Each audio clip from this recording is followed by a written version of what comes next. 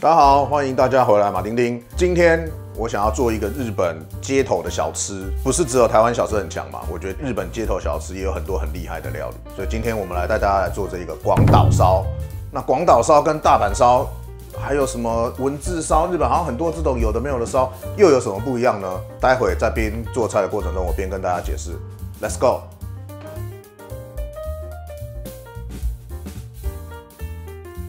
那我们现在开始进入备料的环节，所以我先准备了这个水跟低筋面粉。那我们准备来调我们等一下广岛烧要用的面糊。好，那我们先把低筋面粉放进来。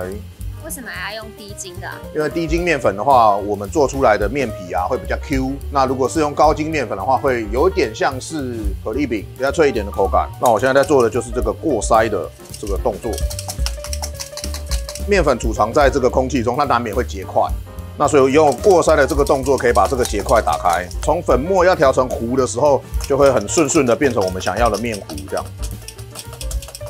那面糊跟水的比例大概是？我今天打算做的这个低筋面粉是用80克，然后水是120克这样，所以大概6比4吧。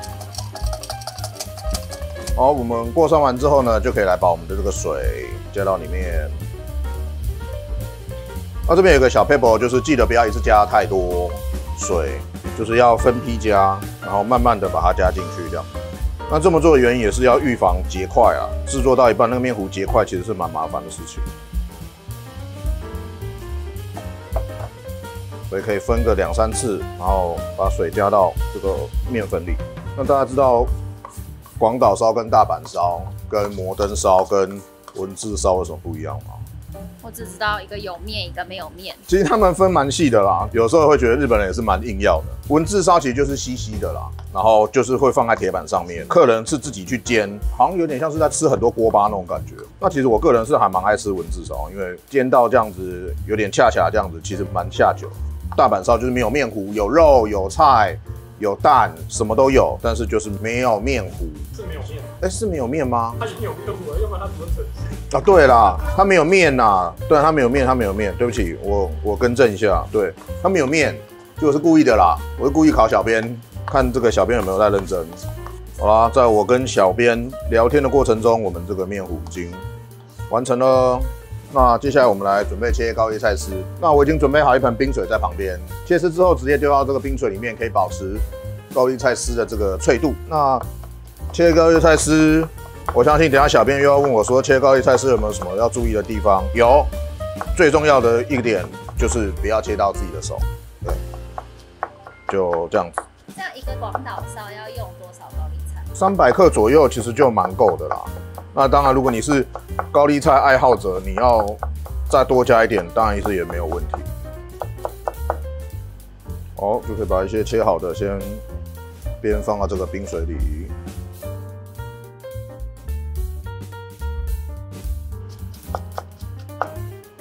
那我们切完高丽菜丝，现在我们来炒一下，等一下要用的炒面。家里有这种不沾平底锅的话，可以不用放油，而且因为这个油面本身其实它就有一点油在里面的，所以就不用放油。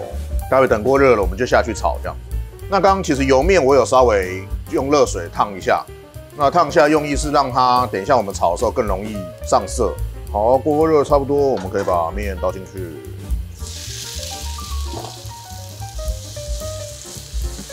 这个油面是一般随便的油面都可以。对，其实我就在全联买的而已，就是很简单的油面。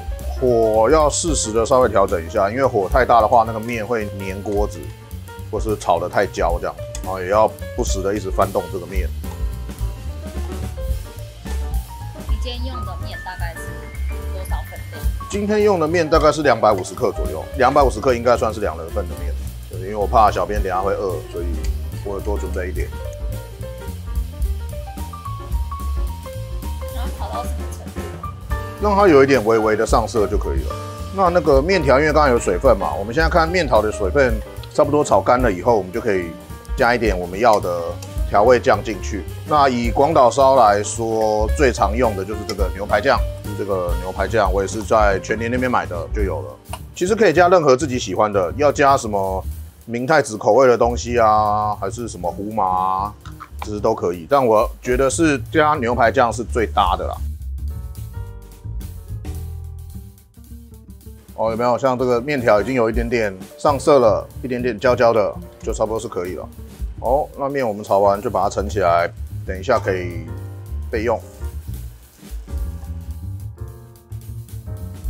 下面糊之前不用下油哦。我有下一点点油，对，会下一点点的油。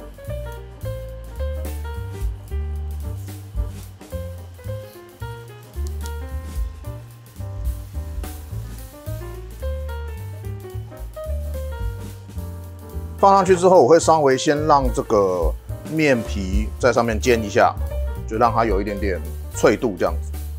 看到这个面皮变色的差不多之后，我们可以放我们的这个柴鱼。这个画面我觉得最疗愈，你看那个柴鱼会有点像在上面跳舞这样。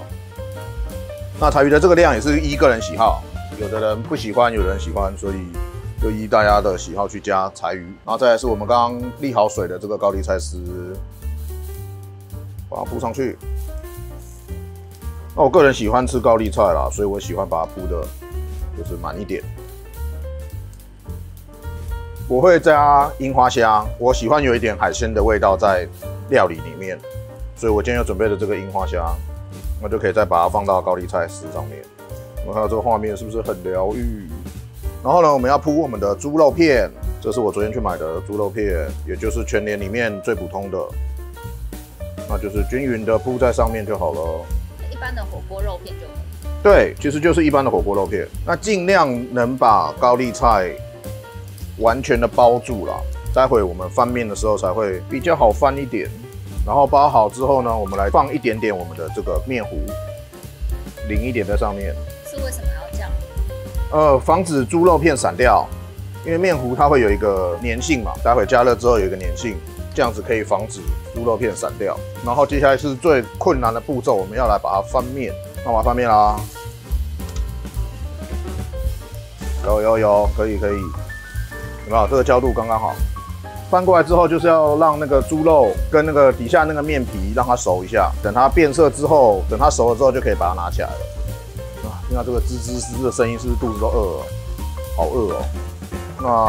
那底下肉也熟了，我们现在把它拿起来。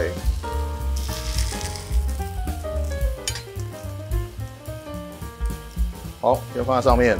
现在就是我们要来煎蛋的步骤。你刚刚是有把它变成小火？有，我有转比较小火一点。那蛋呢，要把它打散，然后一样，其实就是要用蛋做成一个跟我们饼皮差不多大小的蛋皮就对了。哦，这个大小应该差不多。接下来就是把我们刚刚炒好的炒面放上去。那炒面放的量也是因个人喜欢啦，就想要饱足感强一点的，那就多放一点。完成之后，我们来把刚刚这一个放上去。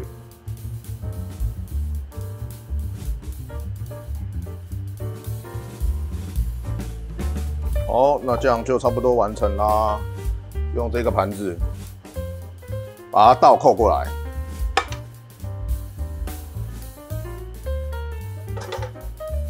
好的，那我们广岛烧的基本型就完成了。现在要来做一个调味的步骤，就一样把我们的猪排酱放上去。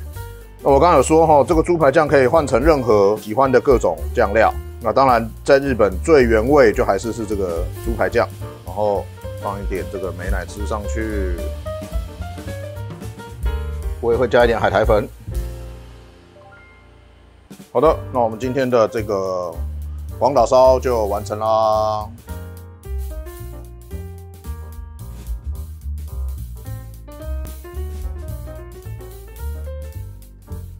吃这种日本街头小吃不能免俗的，我就觉得一定要来搭一个啤酒。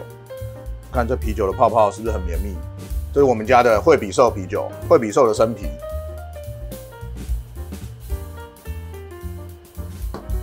啊，喝啤酒要配一下这个我刚做好的广岛烧。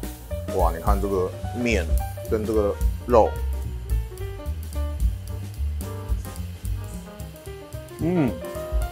我很少做广岛烧但是这个真的超好吃的。嘴巴好大。广岛烧啊，层次非常丰富。是我刚吃那一口吃得到蛋的味道，然后又有面的口感，然后高丽菜丝在下面提升了口感的层次，这样猪排酱跟美乃滋也非常的搭。那当你觉得啊猪排酱跟美乃滋好像有点太腻，这时候来喝一口啤酒，哇，刚好啤酒花的苦刚好把那些东西做一个 balance 平衡，这样。日本这种街头小吃真的是搭啤酒是超级无敌搭的。今天很开心，可以吃到好吃的东西，又喝到好喝的啤酒。那各位想要看我在做什么特别的料理，或是有希望我做什么你们想要学的、想要看的，欢迎在底下留言告诉我。OK， 我是马丁，我们下次见啦，拜拜。